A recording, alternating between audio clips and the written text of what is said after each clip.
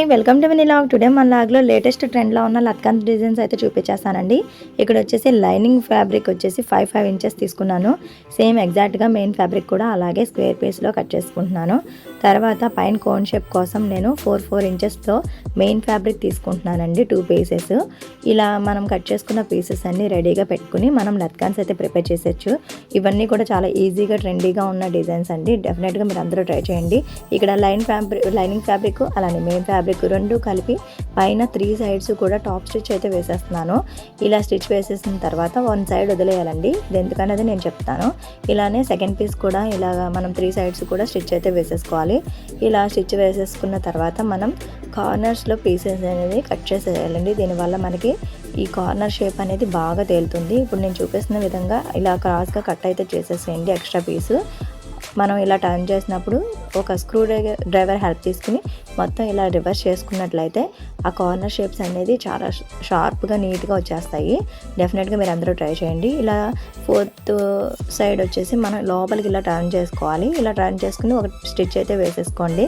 మిగిలిన 3 సైడ్స్ కూడా ఇలా టాప్ స్టిచ్ అయితే వేసేసుకుంటే మనకి షేప్ అయితే పర్ఫెక్ట్గా వచ్చేస్తుందండి. ఇదే టైపు మనం సర్కిల్లా కట్ చేసుకుని ఇలా డిజైన్ చేసినట్లయితే ఇది అలా కూడా ఫ్లవర్ డిజైన్ అయితే వచ్చేస్తుంది.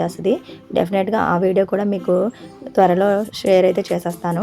ఇప్పుడు ఇలా ప్రిపేర్ చేసుకున్న క్లాత్ని మనం ఇలా డబుల్ ఫోల్డ్ వేసేసి కార్నర్ వచ్చింది చూడండి పాయింట్ సెంటర్లో, ఆ పాయింట్లో మనం ముందుగా ప్రిపేర్ చేసుకున్న డోరీస్ అలా కొంచెం క్లాత్ వెళ్ళేలాగా పెట్టి మనం ఒక పావు ఇంచు డౌన్కి ఇలా మార్క్ చేసుకుని ఆ డోరీ మీద స్టిచ్ పడేలాగా మనం కార్నర్కి అలా క్రాస్గా అయితే వేసేయాలండి స్టిచ్.